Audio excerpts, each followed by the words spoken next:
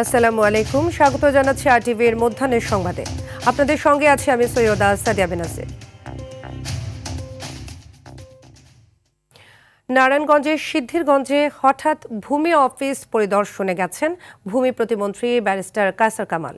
পরিদর্শনে গিয়ে সকাল ৯টাতেও অফিস তালাবদ্ধ দেখতে পান তিনি। সকাল ৮টা ৫৫ সিটি কর্পোরেশনের ৫ নম্বর ওয়ার্ডে অবস্থিত ভূমি কার্যালয়ে প্রতিমন্ত্রী উপস্থিত হয়ে দেখেন কোনো কর্মকর্তা কর্মচারী আসেননি। এরপর প্রায় ৩০ মিনিট অপেক্ষার পর একজন এসে কার্যালয়ের তালা খুলে দিলে তিনি ভেতরে ঢোকেন। এই সময় কর্মকর্তা কর্মচারীদের অফিসে না পেয়ে ক্ষোভ জানান প্রতিমন্ত্রী। আর ঘুষ ও দুর্নীতি রোধে যে কোনো ভূমি অফিসে আকস্মিক পরিদর্শন চলবে বলে জানান কায়সার কামাল।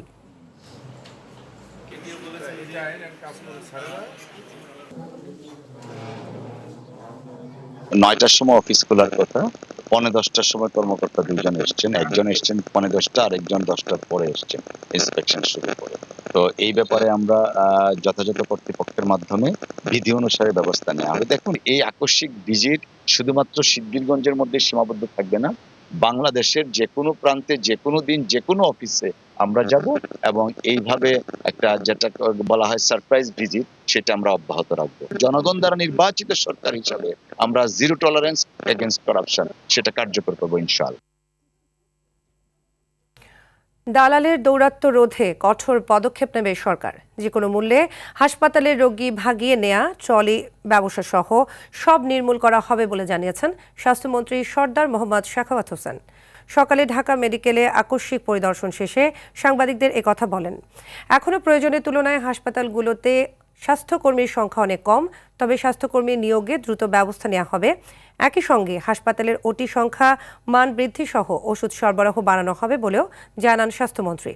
এই সময় ঢাকা মেডিকেল কলেজ হাসপাতালের সব ওয়ার্ড পরিদর্শন করেন স্বাস্থ্যমন্ত্রী। তবে তেমন কোনো অসঙ্গতি পাওয়া যায়নি বলেও জানান তিনি। আমরা শুনেছি আমরা দালাল বা ট্রলি বিক্রি করা যে কাজগুলো, যেমন ওই দিন পঙ্গুতে হয়েছে, একটা অফিস অর্ডার হয়েছে, আমরা এগুলি কঠোর হস্তে দমন করব। মেডিসিন সব পাচ্ছে না রুগীরা, এটা একটা কমপ্লেন আছে। আমাদের আরও অনেক বেশি অ্যাকোমোডেশনের দরকার, আরও অনেক বেশি ডাক্তারের দরকার, যে জিনিসটা আমাদের অপ্রতুলতা আছে। পররাষ্ট্রমন্ত্রী ডক্টর খলিলুর রহমান ও পররাষ্ট্র প্রতিমন্ত্রী শামা ওবায়দ ইসলামের সঙ্গে বৈঠক করেছেন যুক্তরাষ্ট্রের দক্ষিণ ও মধ্য এশিয়া বিষয়ক সহকারী পররাষ্ট্রমন্ত্রী পল কাপুর। সকালে মন্ত্রণালয়ে বৈঠক শেষে আনুষ্ঠানিক ব্রিফিং না করলেও অস্ত্র কেনাকাটার চুক্তি আকসা এবং অস্ত্র বিষয়ক গোপন তথ্য বিনিময় ও সুরক্ষার চুক্তি জিসোমিয়ার নিয়ে সাংবাদিকরা প্রশ্ন করলে কোনো জবাব দেননি তিনি। শুধু বৈঠক ভালো হয়েছে বলে বেরিয়ে যান পল কাপুর।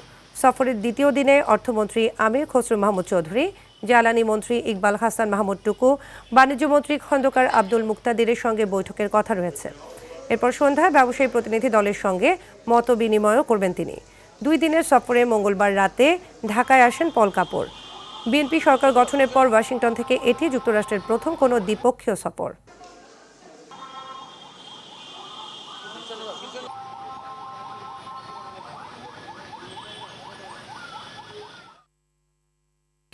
দর্শক, এই মুহূর্তে সচিবালয় থেকে সরাসরি যোগ দিচ্ছেন সহকর্মী বিলাল হোসেন। বিলাল, যুক্তরাষ্ট্রের দক্ষিণ ও মধ্য এশিয়া বিষয়ক সহকারী পররাষ্ট্রমন্ত্রী পল কাপুর কোন কোন মন্ত্রণালয়ে মিটিংয়ে অংশ নেবেন, আমাদের বিস্তারিত জানাবেন।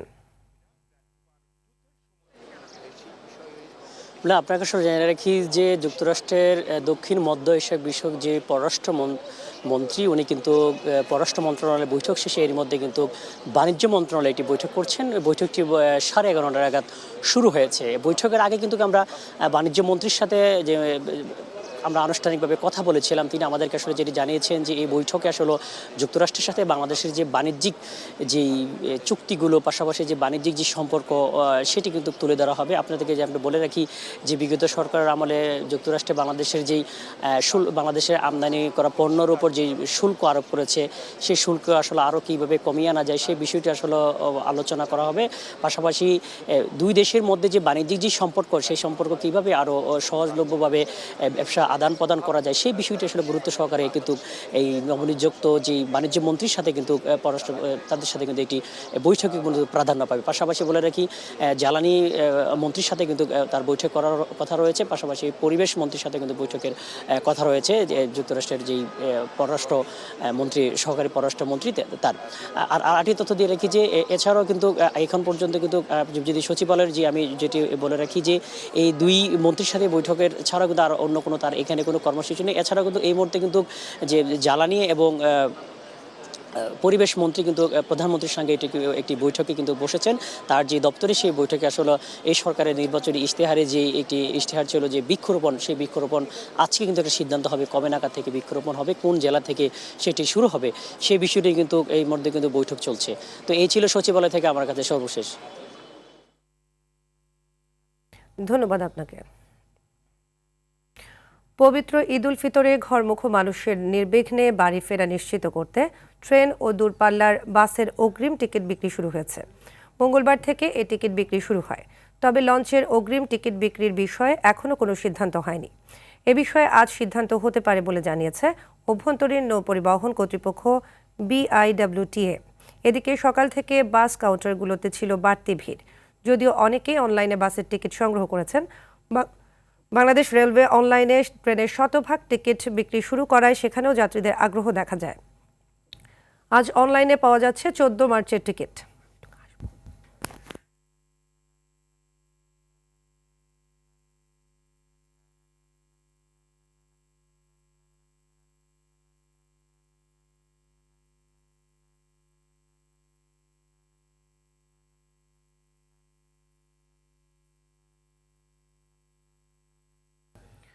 জুলাই গণঅভ্যুত্থানে ধানমন্ডি ও মোহাম্মদপুরে 9 জনকে হত্যাসহ 3 অভিযোগে মানবতাবিরোধী অপরাধ মামলায় শেখ ফজলিনুর তাপস এবং আওয়ামী লীগের সাবেক মন্ত্রী জাহাঙ্গীর কবির নানক সহ পলাতক 24 আসামিকে গ্রেপ্তার করে ট্রাইব্যুনালে হাজিরের তারিখ আজ। বিচারপতি গোলাম মর্তুজা মজুমদারের নেতৃত্বাধীন অপরাধ ট্রাইব্যুনাল 1-এ হবে এ কার্যক্রম। এর আগে গত 18 জানুয়ারি মামলার 28 আসামির পলাতক 24 জনের বিরুদ্ধে গ্রেপ্তারি পরোয়ানা জারি করে ট্রাইব্যুনাল। পরে একই ট্রাইব্যুনালে নারায়ণগঞ্জ 4 আসনের সাবেক এমপি শামীম ওসমান, তার ছেলে অয়ন সহ 12 আসামির মামলার বিচার কাজ হবার কথা রয়েছে। এছাড়া জুলাই আন্দোলনে ইন্টারনেট বন্ধ করে হত্যা নির্দেশ সহ 3 অভিযোগে হাসিনা পুত্র সজীব ওয়াজেদ জয় ও সাবেক আইসিটি প্রতিমন্ত্রী জুনায়েদ আহমেদ পলকের বিরুদ্ধে সাক্ষ্য গ্রহণের দিন ধার্য আছে। এদিকে জুলাই আন্দোলনে রামপুরায় 2 জনকে হত্যা ও কার্নিশে ঝুলিয়ে থাকা যুবককে গুলির মামলায় আজ রায় ঘোষণার দিন থাকলেও তারিখ পেছানোর আবেদন করেছে প্রসিকিউশন। অন্যদিকে ট্রাইব্যুনাল 2-এ জুলাইয়ের মামলায় ওবায়দুল কাদের সহ আওয়ামী লীগ ও অঙ্গ সংগঠনের শীর্ষ 7 নেতার বিরুদ্ধে সাক্ষ্য গ্রহণ হবে। পরে হবে কুষ্টিয়া 6 জনকে হত্যাসহ 3 অভিযোগে আওয়ামী লীগ নেতা মাহবুবুল আলম হানিফ সহ 4 আসামির বিরুদ্ধে সাক্ষ্য। সকালে জুনায়েদ আহমেদ পলক সহ এসব মামলায় গ্রেপ্তার 6 আসামিকে ট্রাইব্যুনালে হাজির করা হয়েছে।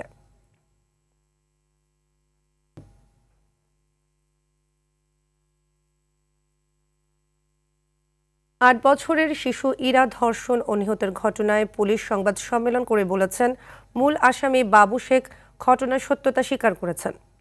আলোচিত ঘটনার পর থেকে মহাসড়কের বিভিন্ন এলাকার সিসিটিভি ফুটেজ সংগ্রহ করে এবং তথ্য প্রযুক্তির সহায়তায় বাবু শেখকে গ্রেপ্তার করতে সক্ষম হয় পুলিশ। মঙ্গলবার দুপুরে মূল আসামিকে গ্রেপ্তার করা হয়। এর আগে মোহাম্মদ মাহবুব নামে আরেক আসামিকে সন্দেহভাজনভাবে গ্রেপ্তার করেছিল পুলিশ।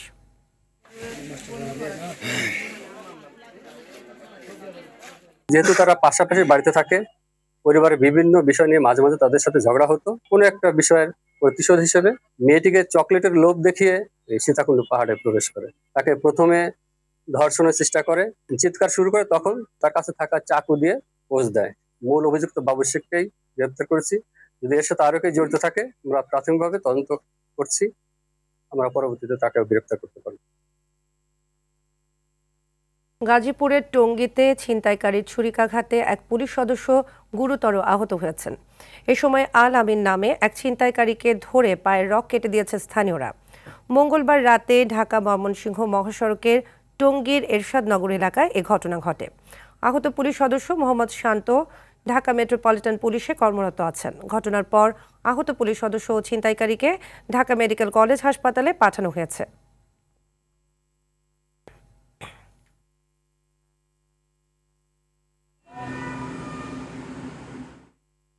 এবার খেলার খবর ক্রিকেট।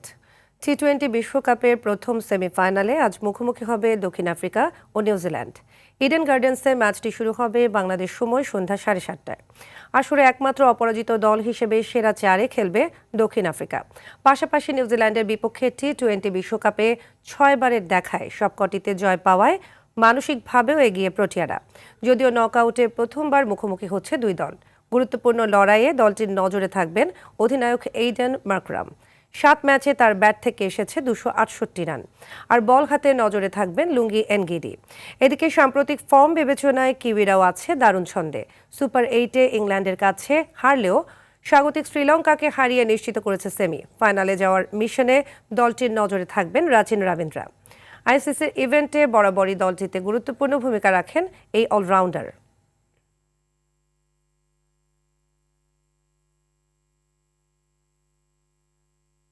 মধ্যাহ্নের সংবাদ এ পর্যন্তই। দুপুরের সংবাদ 2:45 দেখার আমন্ত্রণ রইল। ধন্যবাদ সবাইকে।